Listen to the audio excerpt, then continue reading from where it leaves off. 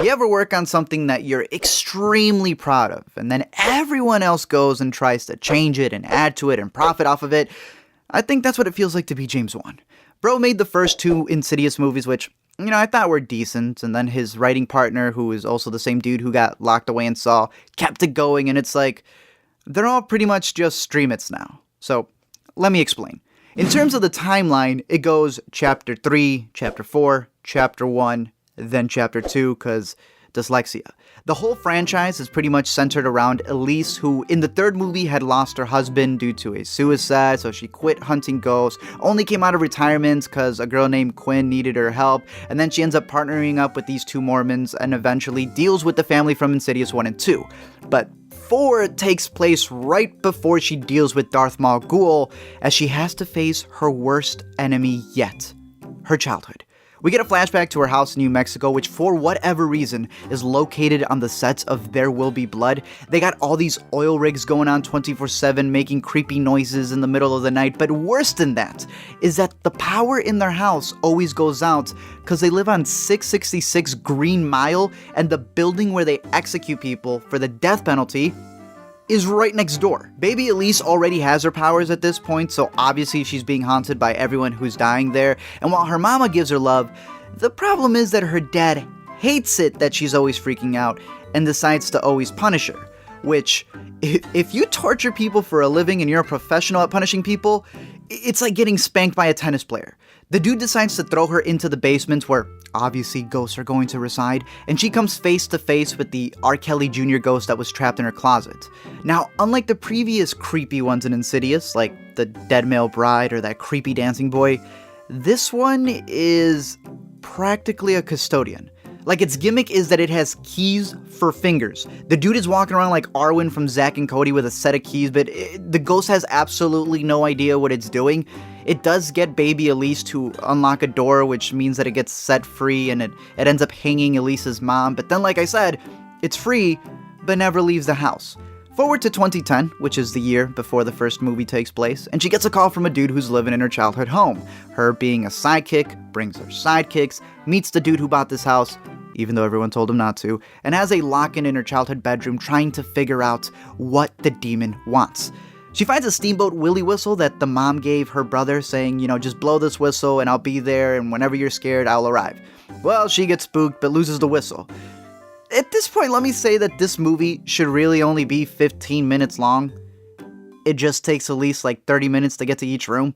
She ends up in the basement, hears someone with the whistle she just had, and finds a slave behind the door. Like, not a demon, not a ghost, an actual human slave.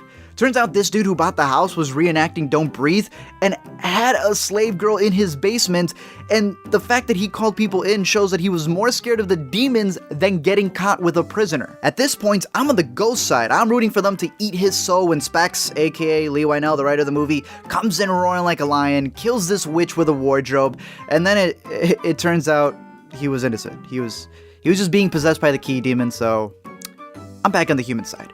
They go to a diner, and Elise meets her 2 nieces, who she's never met before, and reunites with her brother, who obviously hates her. He vents about how she ruined his childhood because she was always freaking him out about monsters and all these crazy things he was seeing, only for her to run away and leave him with a real monster, their dad. Deep stuff. We get a flashback of when they were teens, and a moment where she actually saw a ghost in the laundry room, which, dun dun dun, also was not a ghost but an actual prisoner who her father had because he was kidnapping people and hiding them in the house. Again, it was also the key monster possessing him, but nonetheless it was something that happened. Flash forward to the present time, and the younger niece gets lured into the basement where she gets straight stiff-armed in the face, no flag, and then Key Dude approaches her like that creepy spider doll from Toy Story and uses his most sinister power on her. He mutes her. I could use that power. Elise goes into the further, aka Purgatory, aka the Upside Down, to go find her niece, but then gets trapped and ends up in a time loop with her younger self from the intro of the movie.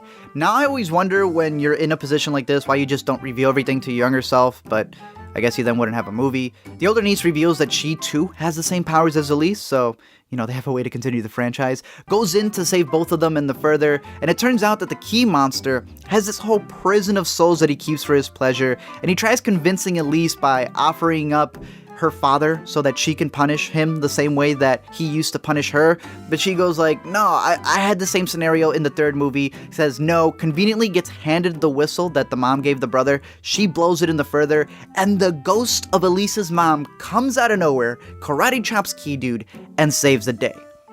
That may make you wonder, well, if the mom was always there, why didn't she come out earlier? Is it like one of those scenarios where the mom's looking at them going, sorry honey, I see that you're dying, but I told you, you gotta follow my rules. If you don't blow the whistle, I can't save you.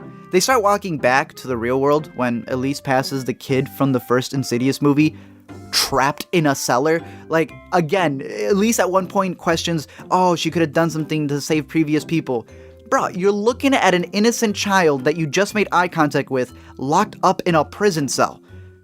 I guess you gotta leave him there or else we won't get chapter 1 of Insidious, which is exactly where this movie ends. Not like a new scene, not like, a different angle or a deleted scene to add to the context of the story. No, they legit just rent the first movie off Redbox and let the scenes from that movie play at the end of this one. As a matter of fact, looking back at the third one, they're practically the same endings. You have them trapped in the further in the third and the fourth. They have to call for their dead mother to come save them. She appears out of nowhere, defeats the demon. Final scene is Elise in the bedroom going to sleep, and then gets awakened by Darth Maul Ghul teasing a movie that we already got in 2010. Y'all gotta stop recycling. Thank you guys for checking out this video. A bunch more rundowns coming your way, but if you have any suggestions on upcoming movies or shows, let me know down below, and also let me know what you thought of this masterpiece of a movie. The 1st of January, the month of cinematic achievements.